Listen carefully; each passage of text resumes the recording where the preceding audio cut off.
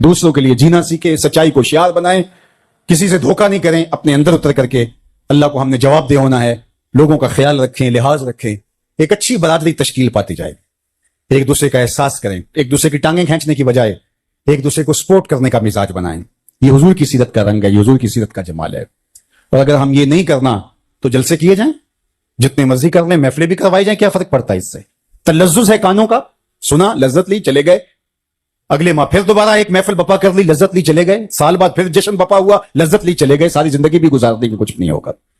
لیکن اگر ہم نے طے کرنا ہے کہ یہ، اس میں تو کوئی دوسری رائے نہیں کہ سچ بولنا چاہیے، یہ ہمارے نبی کی بھی تعلیم ہے، انسان اپنے ضمیر سے پوچھے، اندر سے بھی یہی آواز آ رہی ہے، اپنے دائیں بیٹھے شخص سے پوچھے، بائیں بیٹھے شخص سے پوچھے، اپنے استاد سے پوچھے، باپ سے پوچھے، ماں سے پوچھے، کسی شخص کو گلی میں کھڑا کر کے پوچھے سچ بولنا چاہیے کہ جھوٹ بولنا چاہیے، وہ کہے گا سچ بولنا چاہیے۔ تو پھر ہم آج کے بعد کیوں طے نہیں کر لیتے کہ کچھ بھی ہو جائے سچ ہی بولیں گے، ہماری زندگی سچ کے ساتھ جڑی رہے گی، تمہارا رب آسمان سے بھی رحمتیں نازل کرے گا، زمین سے بھی رحمتیں تمہارے اوپر نازل فرمائے گا۔ لیکن اگر ہم نے یہ طے نہیں کیا، ہم نے بس یہی طے کیا ہے کہ ہم کانوں کی لذت لیں گے اور ہم جو ہے وہ ایک جو ہے وہ حظ لیں گے وقتی طور پہ، لیکن ہم نے زندگی اپنی خواہش کے مطابق ہی گزارنی، جو ہم طے کر چکے ہیں اس کو بدلنا نہیں ہے، تو پھر کائنات کی کوئی چیز آپ کو نہیں بدل سکتی۔ اللہ اس کو نہیں بدلتا جو اپنے آپ کو بدلنے کی کوشش نہیں کرتا، اللہ اس کو ہی بدلتا ہے جو اپنے آپ کو بدلنے کی کوشش کرتا ہے۔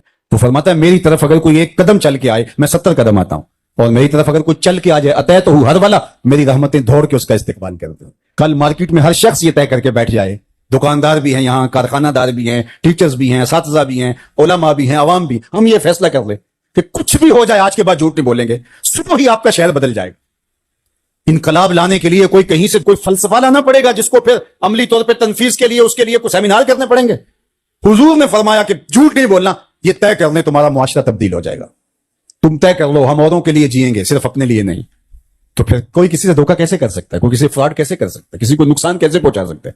کسی کو نیچا دکھانے کی کوشش کو کیسے کر سکتا ہے؟ صلہ رحمی، رویوں کی خوبصورتی، جس کا کوئی کمانے والا نہیں ہے اس کے کمانے والے ہم بن جائیں۔ تو صرف ہم یہ طے کر لیں تو ہمارا پورا شہر بدل جائے، ملک بدل جائے، پوری کائنات بدل جائے، لیکن آنا ہوگا محمد عربی کے وہ فخر کی چوکھٹ پہ جس کی اصل ہو حجاز۔ اپنے ایک دوست کو خط لکھا اقبال نے، کہا کہ جب تصوف فلسفہ بننا چاہتا ہے تو فقیر کی روح سے بغاوت کرتی ہے، میں اس تصوف کا حامی ہوں جو ہر کی ہوتا ہے کوہ و دشت میں پیدا کبھی کبھی۔ اقبال کہتا ہے یہ نہیں ہے کہ یہ دھرتی بھانج ہوگی، کبھی ایسا آتا ہی نہیں، لیکن آتا کبھی کبھی ہے۔ اللہ اکبر۔ عمر ہادر کعبہ و بت خانہ مین آلت حیات، تاز بزم غیب یک دانائے رازائد بروں۔ زندگی رو رو کے ترلے لیتی ہے اور زندگیاں بیت جاتی ہیں، پھر جا کے کہیں کوئی دانائے راز آتا ہے۔ ایسے لوگ روز روز تو نہیں آتے۔ تو وہ ڈھول ڈمکے والے، وہ مختلف ناموں والے جن کے نام بھی انسانوں والے نہیں ہیں، اس کو لوگ صوفی مان رہے ہیں۔ مجھے بتائیے، سر پیٹنے کو جی نہیں چاہتا؟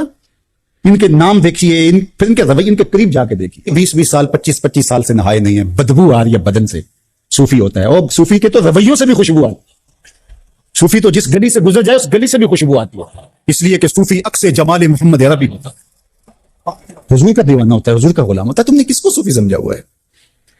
خود کرامتیں گھڑتے ہیں، خود مشہور کرتے ہیں اور لوگ مان لیتے ہیں، اور بے شرم ہو گئے ہیں، اللہ معاف فرمائے۔ اور یہ لازمی نہیں ہے کہ وہ جٹے ہوئے بال اور جو ہے وہ بدبودار متفل لوگ وہی ایسے ہیں، اس حلیہ روپ کے اندر بھی یہ سارے کاروبار ہو رہے ہیں۔ 14 صدیوں کے اندر صوفیہ کتنی کرامت ہے جتنی آج ایک ایک پیر کی جو ہے وہ لو لیے بیٹھے ہیں۔ کیا تماشا بنا ہوا ہے؟ تو صفائی قلب کا نام ہے، یہ باطن کی صفائی کا نام ہے، یہ اندر کے اجالے کا نام ہے۔ حضرت ابو الحسن علیہ رحمہ فرماتے ہیں لیس التصوف رسوما ولا علوما ولکنہ اخلاق۔ تصوف رسموں کا نام نہیں، یہ سارے کا سارا اخلاق کا نام۔ اور حضرت ابو الخیر سید عبد القادر عیسیٰ علیہ رحمہ حقائق تصوف کے اندر لکھا کہ تصوف کلہ اخلاق فمن زاد علیک بالاخلاق زاد علیک بالتصوف۔ تصوف سارے کا سارا اچھے اخلاق کا نام ہے، جو اخلاق سے باہر ہے وہ تصوف سے بھی باہر ہے، جو اس سے زائد ہے وہ تصوف سے بھی باہر ہے۔ تو یہ سارے کا سارا حسن خلق کا نام ہے۔ صوفی میٹھے مزاج کا ہوتا ہے، صوفی غیرت کا حامل ہوتا ہے، صوفی باطن کا نور رکھنے والا ہوتا ہے، اللہ کی مخلوق سے پیار کرنے والا ہوتا ہے۔ مخلوق کے اندر بہائم چپائے بھی آتے ہیں، انسان تو انسان رہے۔ صوفی لوگوں کے لیے نرم اور گداز دل رکھتا ہے۔ صوفی نے ہاتھ میں ڈنڈا نہیں پکڑا ہوا کہ وہ لوگوں کو جہنم میں پھینک رہا ہو، وہ جہنم کے کنارے کھڑا ہے اور لوگوں کو جنت کی طرف ڈالا۔ کنتم علی شفا حفرۃ من النار، اللہ فرمایا تم جہنم کے گڑھے پر پہنچ چکے ہو تو میرے محبوب کا شکر ادا کرو کہ اس نے تمہیں پکڑ کے جنت کی راہوں پہ ڈال دیا۔ اور آقا کریم نے فرمایا میری مثال ایسے ہے جس طرح کسی نے آگ جلائی ہو اور پتنگیں چھلانگیں لگا رہے ہوں اور وہ پکڑ پکڑ کے پیچھے کر رہا ہو۔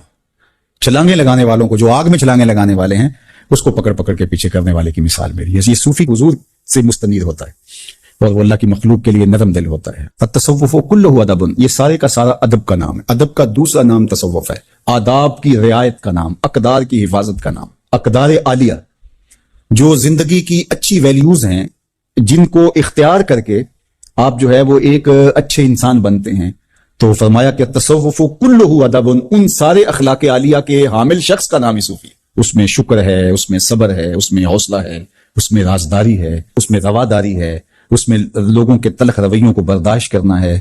یہ ساری چیزیں مل کر کے ایک شکل بنتی ہے، اور وہ جو خوبصورت شکل میں متشکل ہو کر کے ایک سامنے وجود آتا ہے، اس وجود کو صوفی کہتے ہیں. اور یہی حجازی فقر ہے.